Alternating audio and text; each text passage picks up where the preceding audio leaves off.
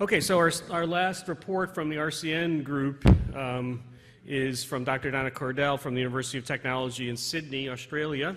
So we'll get another interesting accent. And she's going to give us a summary of a really interesting stakeholder engagement process that's been going on inside the RCN, a sustainability change model for the North American phosphorus system. Thank you, Jim. And I will try and speak slowly and clearly and pronounce my R's, which we're not known for. This is the best one to use. This one advances the slide. Okay, great. So this presentation flows on really nicely from what we just heard with the previous one, because it is explicitly about how can we now transition towards a sustainable phosphorus future in North America. And what I'm presenting is really the outcomes from a stakeholder engagement process we undertook here in DC and in this room 2 years ago. Many of you here were present, so this is really reporting back to you about what you saw as the key opportunities moving forwards. So, there's my title. So why do we need this? Why do we actually need to develop a coherent model of change for the future? Well, firstly, we've heard a lot this morning, and we'll keep hearing this afternoon, about a lot of different innovations that are already happening, whether they're around behavioural changes or technology innovation. But what this model does is enable all of these disparate opportunities and pathways to be put together and synthesised really in the one framework. The second reason is because like other wicked problems that we're facing today, the phosphorus challenge can't be addressed by one sector alone, as we know. We need to bring together disparate sectors and stakeholders in order to collectively tackle this challenge. Thirdly, by taking a participatory approach, what we can do is create a pathway for the future, a blueprint, which is more legitimate and plausible and desired because it's created by you. And finally, if we don't carefully plan the adaptation or the transition, then we can get unintended consequences, or what we call maladaptation. And this has certainly been the case in many situations, so we want to avoid that.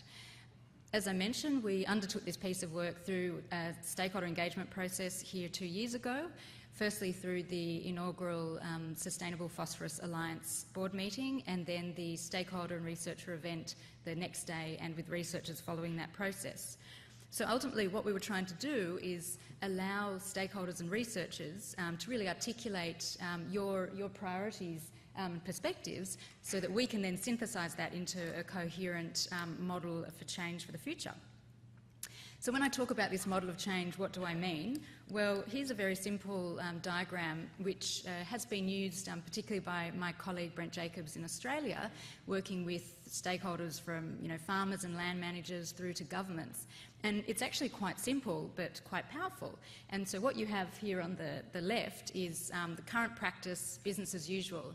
And you'll see a bunch of arrows pointing into that, which are the drivers. What is driving change? Why are we here today? What are the risks and the threats on the horizon? What are the immediate pressures that we're facing, and what are the opportunities? Then over in the orange box on the right, you see the desired future.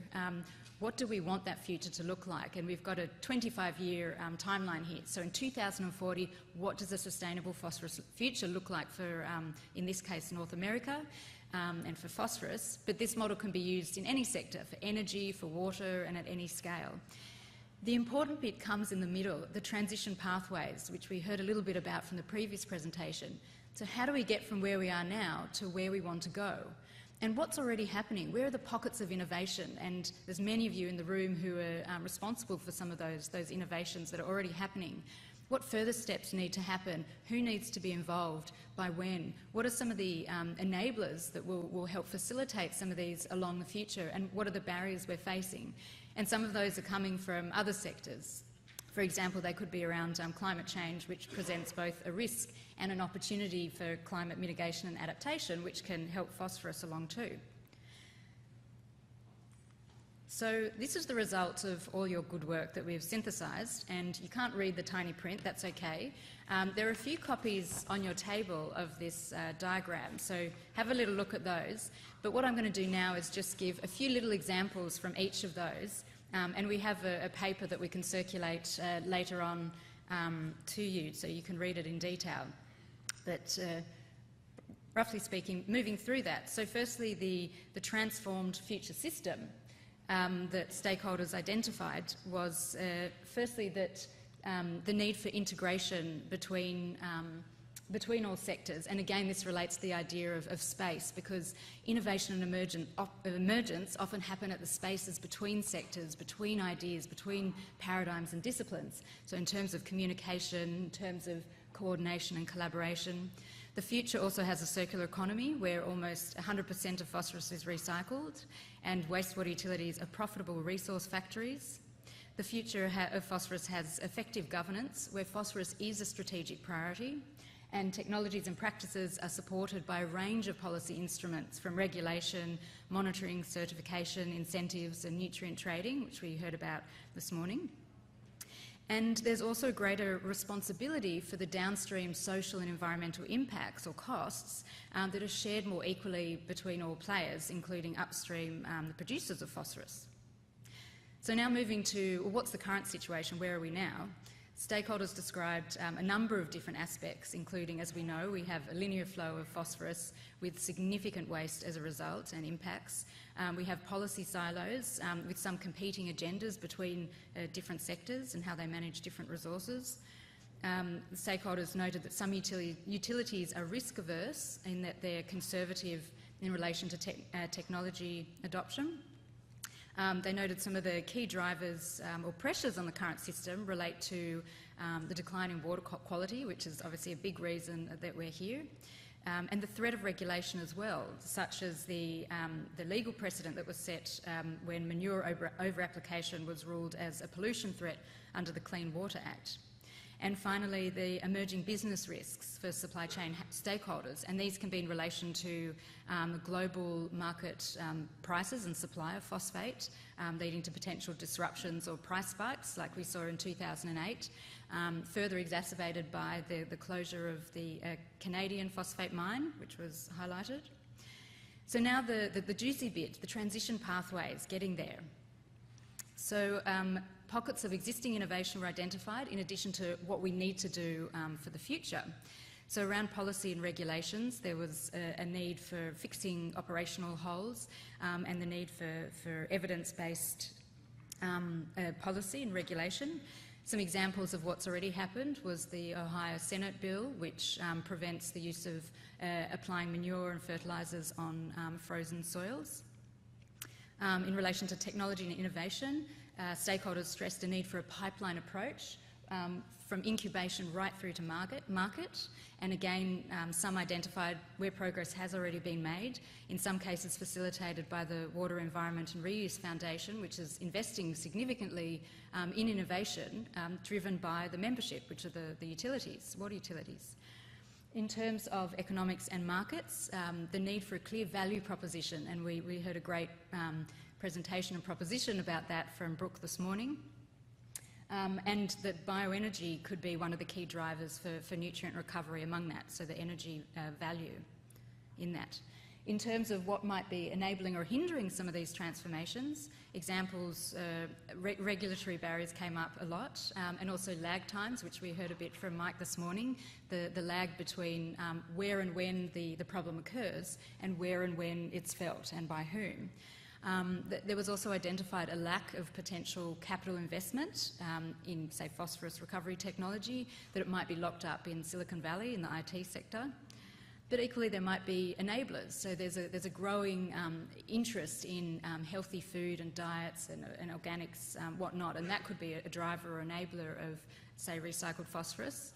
And also enabler could be learning from other jurisdictions where that are a bit further along than we are. And one example was given by the European Union, and indeed this alliance that we have, that Jim's organised, the Sustainable Phosphorus Alliance, was built on the European Sustainable Phosphorus Platform model, which Chris Thornton will tell you a little bit more about after this. So that was just a very quick whirlwind teaser of what this change model might look like. And again, we can send you copies of this and have a little look at the versions on your table as well. Because it's not just it's there because we thought it was a nice idea. We actually want this to be used. It was really produced by you. We just synthesized it. So it can be used as a blueprint for change, of providing desirable and plausible strategies for the Alliance members and other stakeholders to use. So I guess we want to ask you, how might you use some of the pathways developed in this model to inform your sector or your organisation? Or if something's missing, what would you need in order to take that forwards to develop action plans? It also, in terms of research, enables the linking, prioritising and situating the research across these different pathways, because the different pathways that I showed in that picture are really thematic pathways around markets or behavioural change or technology and whatnot, but in practice they're very much interrelated, and real pathways will sort of squiggle between all of those different thematic areas.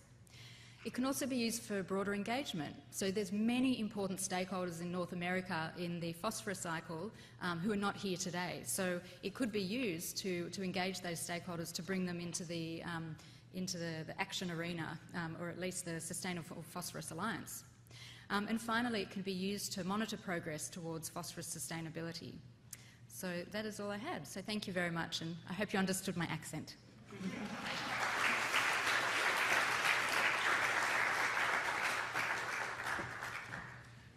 Thank you, Donna. By the way, I think I have a Bronx accent because both my parents are from the Bronx, so I'm aware that I also have a unique English flavor myself.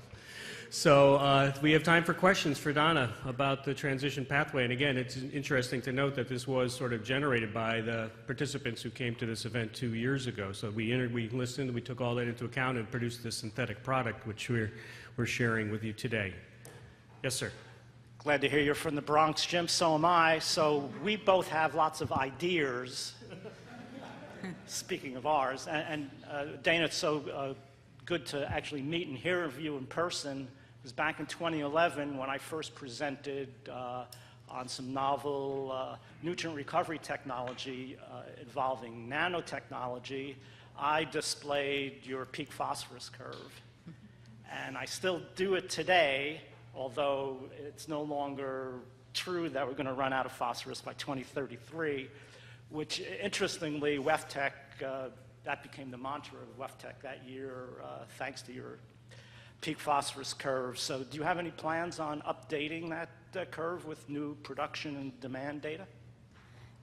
Thank you for the question. Yes, you're probably wondering where the peak phosphorus debate is at, and I suppose what we did was we did update the peak phosphorus analysis based on the new data, and what it really shows is just that the peak will shift by some decades. It's not removing the fundamental problem that we have, it's just shifting the timeline. But the communication of that is somewhat lost in the media and the way others misrepresent that. It's not when we run out, it's when there's a critical time period. And we just want to avoid that. And I think that's why we're all here, in using phosphorus more efficiently and through the whole value chain. We hopefully will never get to that point, so that's the point. And we want to focus on what we can do. We don't want to just focus on a resource that's scarce and with a negative message. We want to focus on where all the opportunities are, and that it's not just about physical scarcity, that the geopolitical scarcity is probably more pressing at the moment, the fact that you have such an uneven distribution of where the world's phosphate are. And the 2008 price spike that we saw was partly exacerbated by China, one of the major global players, imposing an export tariff, 135% export tariff, which halted exports overnight and certainly affected Australia. We had a Senate inquiry into what was going on because Australian farmers couldn't access phosphorus. It wasn't just the price, that wasn't available, there was delays. So thinking about some of the other issues, and for other parts of the world, we have one in 6 or 7 farmers in the world who can't access fertiliser markets regardless of what's happening. How can they ensure further access to resources or improve their livelihood so that they can improve their yields through a number of the different integrated approaches that we've heard today? So really needing to broaden both what are the risks and challenges we're facing, and let's move forward. Let's not let perfection get in the way of progress. So, which I think is important in this case, because there's always be a lot of uncertainties in the phosphorus sector, I think.